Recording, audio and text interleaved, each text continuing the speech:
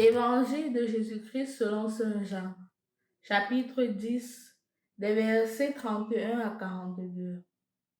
En ce temps-là de nouveau, des Juifs prirent des pierres pour lapider Jésus. Celui-ci reprit la parole. J'ai multiplié sous vos yeux les œuvres bonnes qui viennent du Père. Pour laquelle de ces œuvres voulez-vous me lapider? Ils lui répondirent.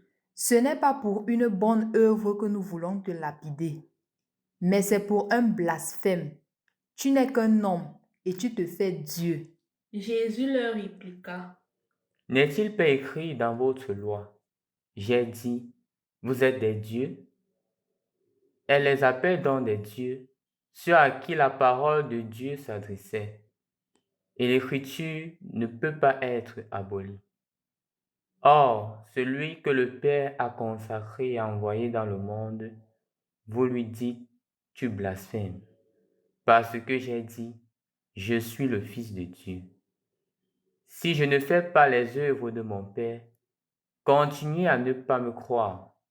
Mais si je les fais, même si vous ne me croyez pas, croyez les œuvres. Ainsi vous reconnaîtrez de plus en plus que le Père est en moi et moi dans le Père. Eux cherchaient de nouveau à l'arrêter, mais il échappa à leurs mains. Il repartit de l'autre côté du Jourdain, à l'endroit où, au début, Jean baptisait, et il y demeura. Beaucoup vinrent à lui en déclarant. Jean n'a pas accompli de signe, mais tout ce que Jean a dit de celui-ci était vrai. Et là, beaucoup crurent en lui. Au nom du Père et du Fils et du Saint-Esprit. Amen. Loué soit Jésus-Christ. Quelle est notre attitude lorsqu'on nous menace sur ce qui est nôtre, sur notre identité profonde? Est-ce qu'en face de la menace, on perd cette identité-là?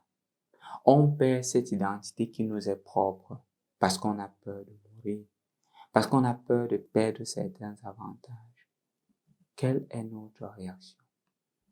Dans l'évangile d'aujourd'hui, Jésus est menacé. Jésus est menacé pour le fait qu'il affirme son identité.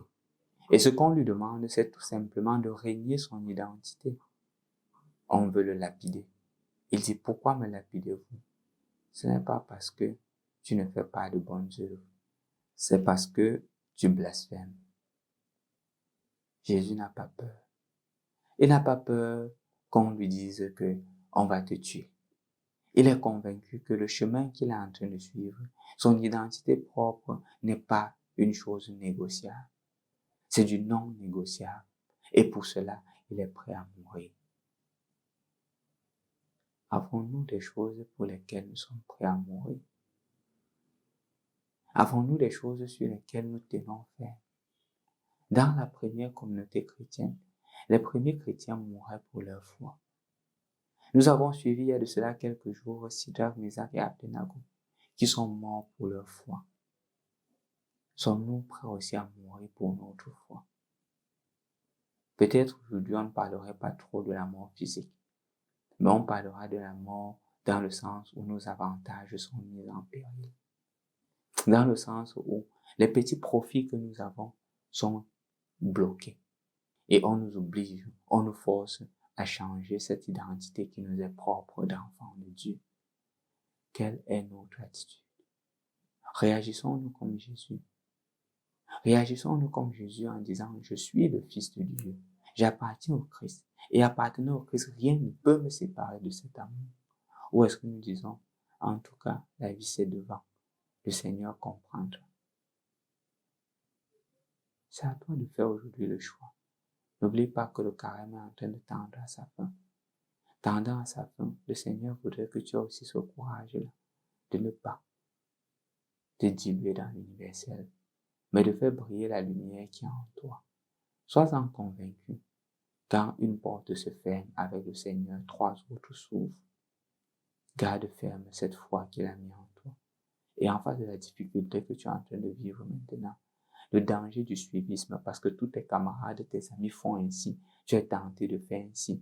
parce que tu es mis à côté, parce que tu ne fais pas comme les autres, parce que tu n'as pas tel avancement, parce que tu n'es pas entré dans ce cercle ésotérique, parce que tu n'as pas tel avantage, parce que tu ne veux pas être aussi corrompu comme les autres.